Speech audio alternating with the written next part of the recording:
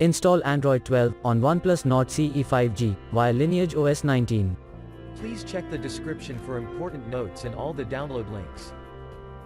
First, download ROM and GApps packages, then transfer the downloaded files to the phone storage. Link is in the description below. Step 2. Boot your device into TWRP recovery. Once in TWRP, click on Wipe, Advanced Wipe, and select the check boxes, as shown in the image, excluding internal storage. Step 4. Swipe the button to wipe the device. Step 5. Go back to the recovery main screen, and tap on the Install button. Step 6. Navigate to the storage, and select the ROM zip file. Step 7. Finally, swipe the button on the screen to install ROM file. Step 8. Flash the GApps zip package, in the same manner. Step 9. After GApps flashing completes, select Wipe Cache and Dalvik from bottom left side of screen, and swipe to wipe. Step 10.